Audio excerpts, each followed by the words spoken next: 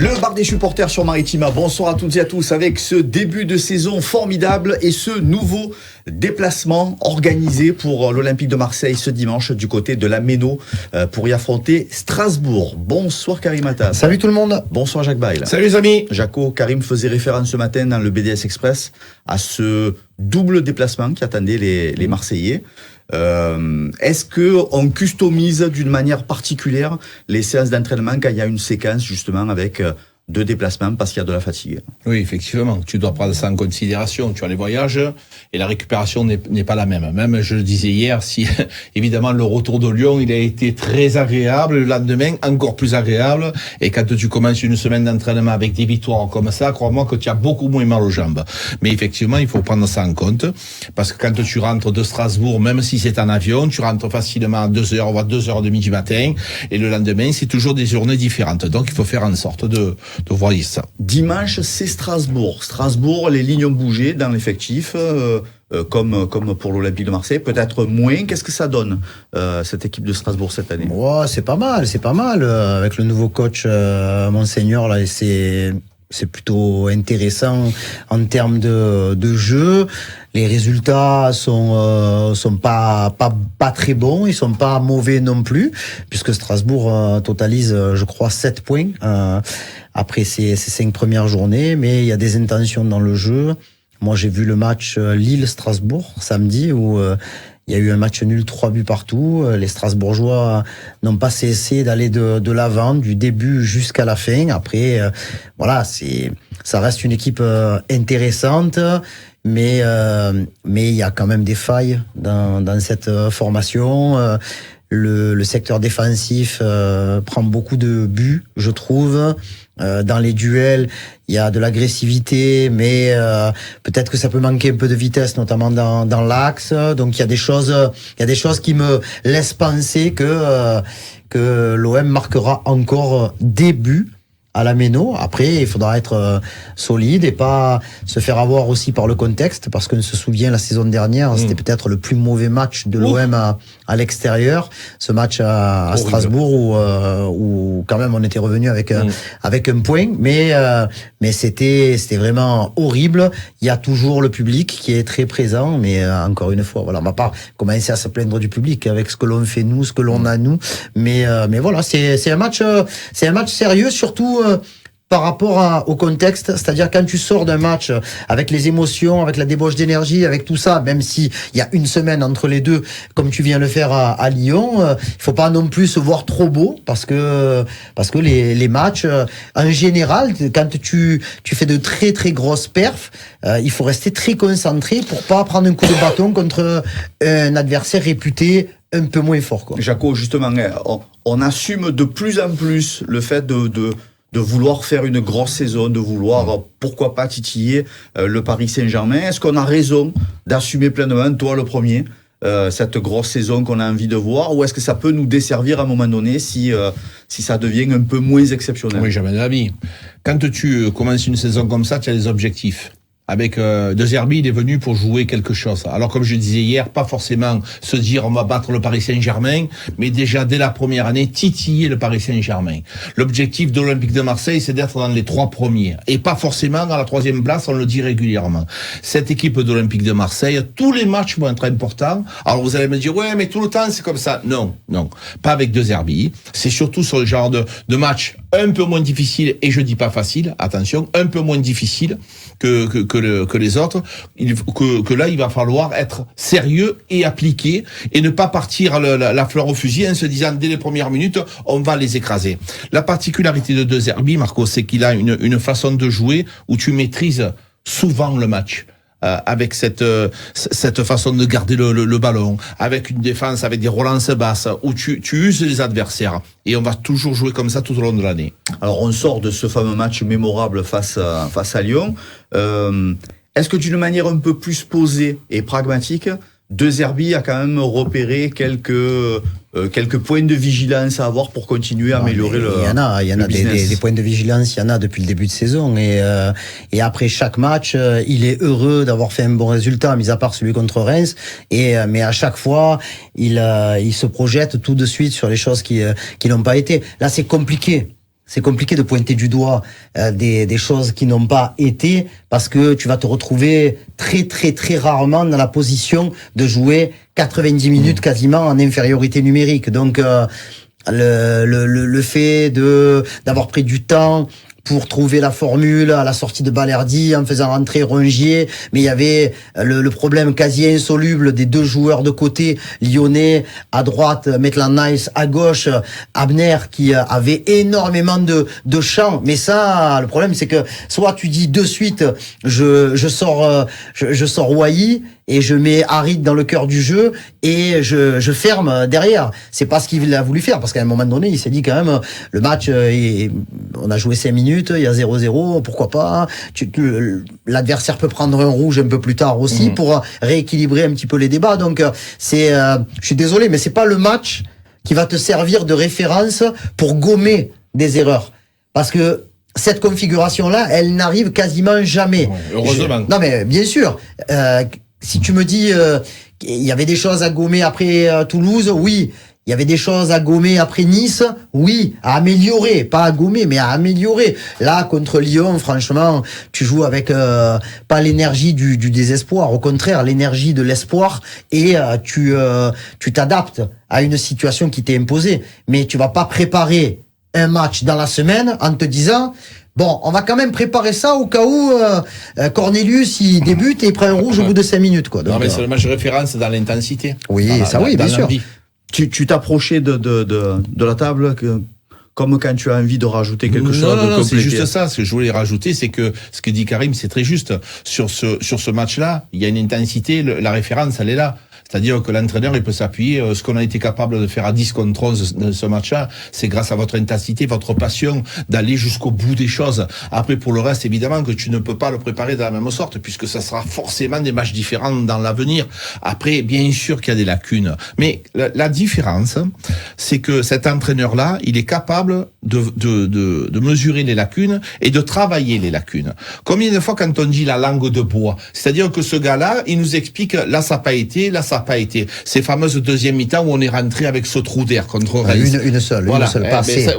Mais il en a parlé. Il en a parlé et il a réglé le problème. Dès Toulouse, on a vu déjà un état d'esprit différent. Donc quand tu prends conscience du problème et que tu essayes de le régler, normalement tu arrives à des choses un peu plus intéressantes.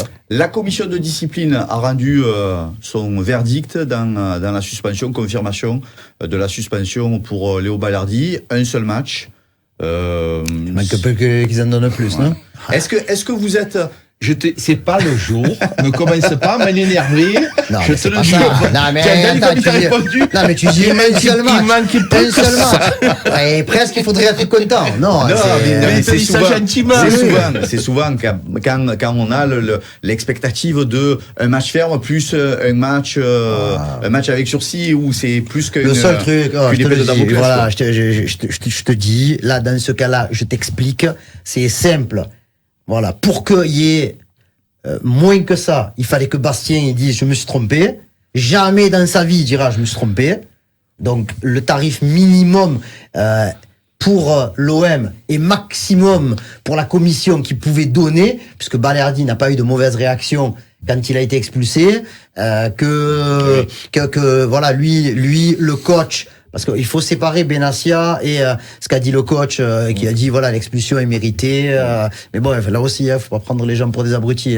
Lui, il ne critique jamais l'arbitrage. Donc, ça veut peut-être dire qu'il pensait autre chose aussi. Mais ce qu'il en ressort, c'est ça. Il y a rien qui justifie plus.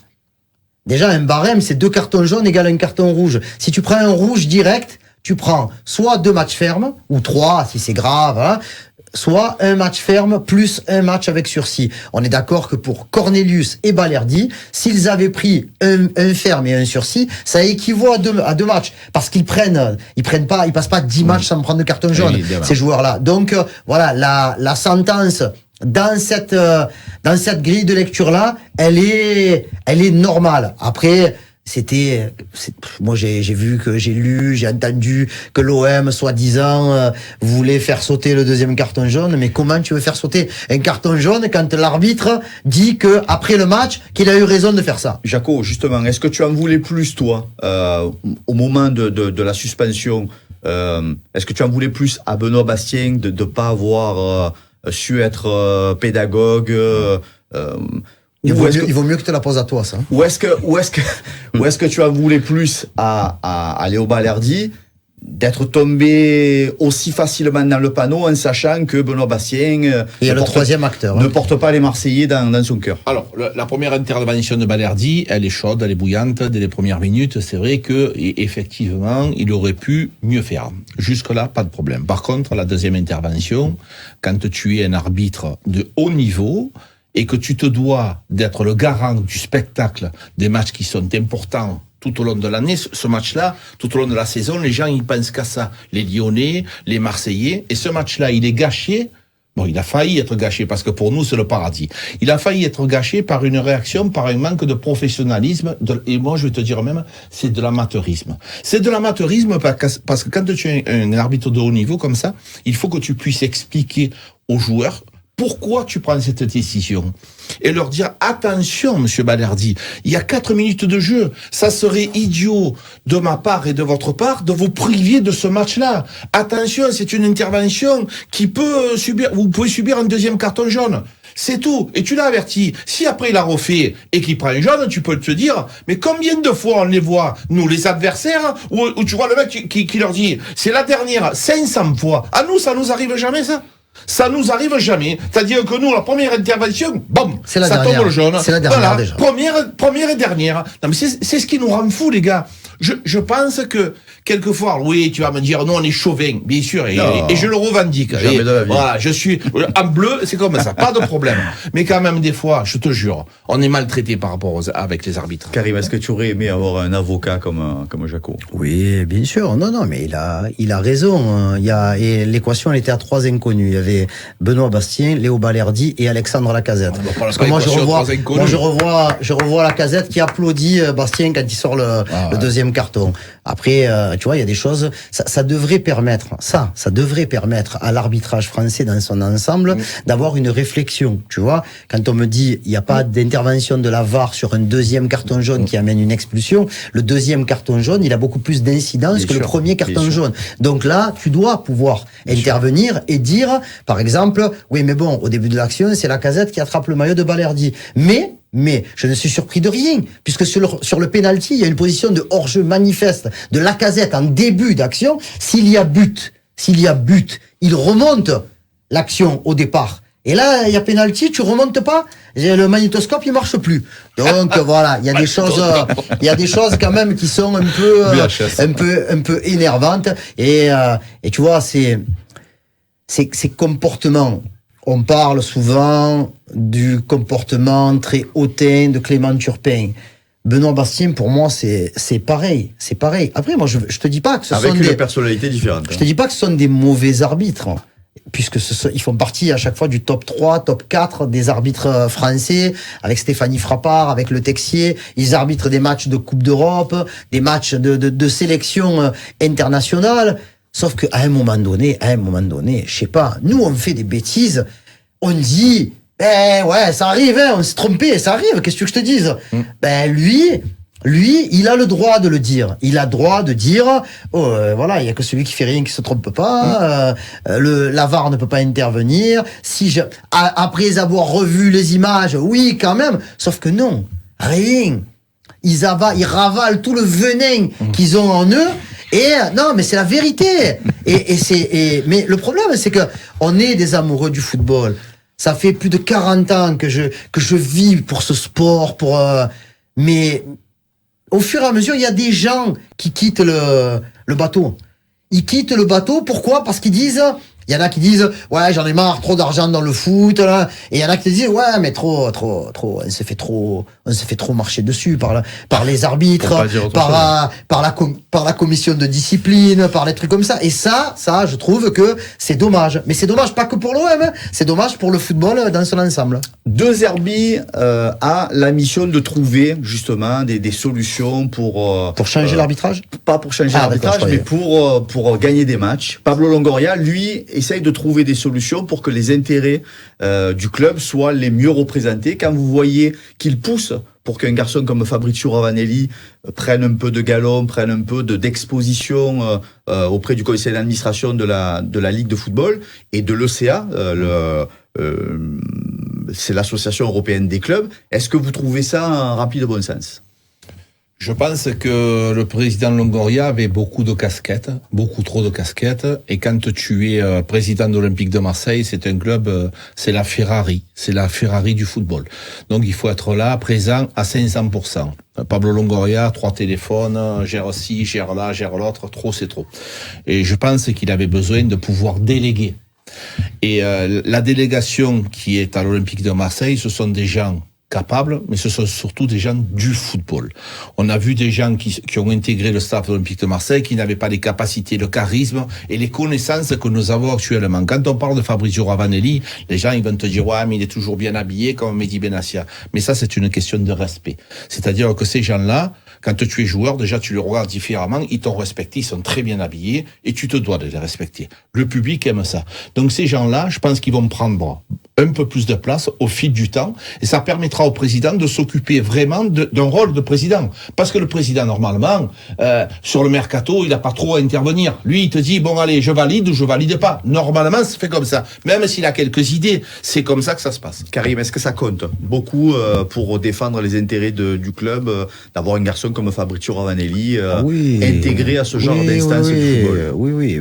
D'instance de football, il n'est pas dans les instances du football, il est à l'Olympique de Marseille, lui. Hein. C'est pas lui qui. Oui, non, mais là, il a rien. Pablo Longoria pousse pour qu'il soit. Il est en train de prendre une place intéressante. De toute façon, Longoria, il a besoin d'être entouré. Donc, il a Mehdi Benassia, il a maintenant Fabrizio Ravanelli. Il y a des gens qui bossent aussi au niveau de l'administratif. Il y a des gens qui bossent pour le centre de formation. Il y a des pôles de performance. Il y a un proche de Mehdi Benassia qui est arrivé pour le pôle 2 et le pôle jeune. Donc tu vois, il y a des choses. Et Fabrizio Ravanelli, il a toutes, pour moi, en parlant, et on n'oublie pas Jean-Pierre Papin et Basile Boli, qui sont toujours un petit peu. Alors Jean-Pierre Papin est plus sur le terrain avec la N3, mais Basile Boli était là pour le match à Lyon.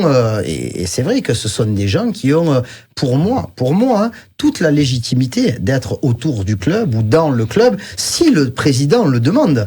Fabrizio Ravanelli, nous on a vu, à Villarreal, il était déjà là, il scrutait, il regardait, il parlait pas beaucoup, mais là maintenant c'est plus le même.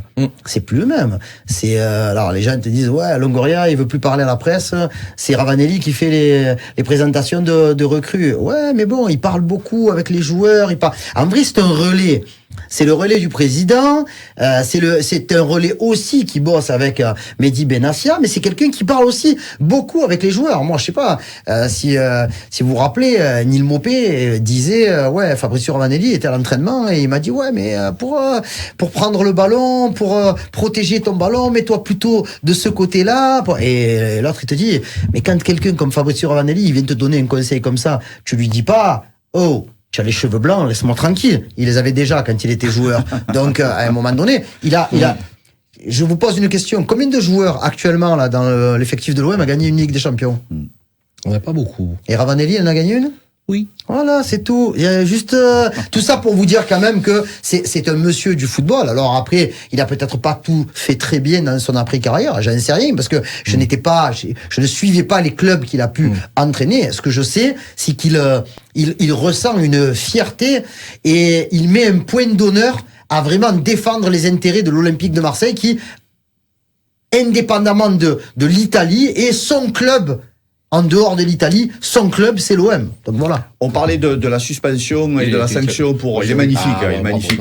Je te le dis, frère. Bravo. Non, mais Dupond-Moretti, c'est rigolo. Je pense que dans le nouveau gouvernement, il peut y aller. Déjà pour Fabrizio Ravanelli. On ne pas pour le BDS. Il fume plus de cible que moi. Déjà pour Fabrizio Ravanelli. Sa voix, la Jeanne Moreau, là, c'est bon. Au ministère, on peut le mettre, déjà. Jaco, on parlait de la suspension de Léo Balerdi. Il y a eu des sanctions aussi connues contre les clubs de supporters. C'est les MTP aussi qui sont sanctionnés d'un match.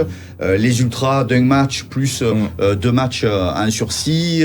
Nous, on trouve toujours très injuste ces sanctions-là, mais c'est le match face à Angers qui sera impacté. Oui, c'est le match qui sera impacté et on va dire que si ça continue comme ça, eh ben les droits télé il y aura de moins en moins d'argent parce que les stades vont se vider. Il faut laisser les supporters faire à la fête. Alors, jusque je peux comprendre que ce soit dangereux. Effectivement, il y a des enfants, il y a de la fumée, pas de problème. Je te dis, Marco, faites un cahier des charges. Mettez des poubelles en plastique, il y a les fumigènes pour pouvoir les déteindre. Mais parce que ça... Mais je crois qu'il a déposé un brevet. Ah, ouais. Les poubelles à fumer. Et je vais vous dire... Jacques Je Bail. crois que le logo existe d'ailleurs déjà. Je vais vous dire pourquoi. Sur le brevet. Je vais vous dire pourquoi. Parce qu'en Afrique, il y a un club qui l'a fait. Voilà. Et le Raja de Casablanca, tu le vois, parce que le Raja de Casablanca, les gars, c'est un club, c'est ce qu'il y a là à Marseille, c'est tout le match que c'est comme ça. Il n'y a jamais d'incident. Et donc moi, j'avais rencontré des gens qui m'ont expliqué comment ils faisaient pour ne pas avoir de problème. Donc si eux, ils y arrivent, pourquoi nous, on n'y arriverait pas? Et tu vas au Raja, ils te viennent les poils comme ça, hein, Non, comme au stade de Vélodrome. Le problème, c'est pas les clubs. Donc, le problème, c'est ceux oui, qui mais gèrent. voilà. Non, mais exactement. Non, mais ce que je veux dire, C'est c'est pour que envoyer des signaux justement. la ligue de aux gens qui football, gèrent. je peux finir. Excusez-moi, je sais pas ce qui m'a pris. je m'énerve. Un moment d'égarement, je sais pas ce qui m'a pris. La ligue, elle peut s'intéresser de ça en se disant, mais là-bas, finalement, ça fait des années que ça dure, il n'y a jamais eu d'histoire. Qu'est-ce qu'ils font pour? Donc, j'invite les gens à aller se renseigner. C'est sévère quand même. C'est sévère et ne vous inquiétez pas, il y avait aucune chance qu'il y ait un souci pour le match du Paris Saint-Germain. Je te le mets, je mets mes deux mains. S'il y a un souci, c'est trop la vitrine du foot français. Bien sûr, mais bon, je sais pas, moi je comprends plus comment tu peux déjà, comme disait Jaco, les droits télé, ils valent une baguette de pain. C'est très très très difficile pour les clubs. Si en plus de ça, quand tu as le stade en France qui suscite le plus de montages vidéo, le plus d'images à l'étranger, avec les joueurs qui évoluent et il y a énormément d'influenceurs qui viennent des pays de tous les pays frontaliers ou des États-Unis ou de tout ça pour faire des vidéos pour dire oh regardez, je suis au stade Vélodrome, on va vivre un match. Et là, quand tu vois ce qu'ils ont fait contre Nice, franchement, 125 ans. Alors les gens ils disent ouais il faut regarder est-ce qu'ils ont tapé sur les doigts des autres aussi. On s'en fout qu'ils aient tapé sur les doigts des autres ou pas, mais qu'ils arrêtez de sanctionner pour un oui et pour un non. Tu vas à Lorient, ils jettent des poissons dans les tribunes. Allez, Strasbourg-OM, en tout cas, c'est dimanche cadeau, soir, ça, 20h45. Oui. Non, mais des merlus ou des merlans? Non, je sais pas. Je te jure. Oh, bravo. Je te jure, sur la tête de ma fille, que je l'ai vécu. J'ai vu. T'as pris un poisson dans la tête? Ils n'ont pas dans la tête. Tu parles dans la dorade depuis tout à l'heure. Ils ont distribué des poissons, les gars. Allez, Strasbourg-OM, dimanche soir, 20h45, à vivre, bien sûr, en direct sur Maritima avec les commentaires de Karim et de Jaco. Merci les frérots, merci Jaco. Merci, les gars. Merci mon Karim. Merci les gars. À demain, 18h, ça sera l'avant-match.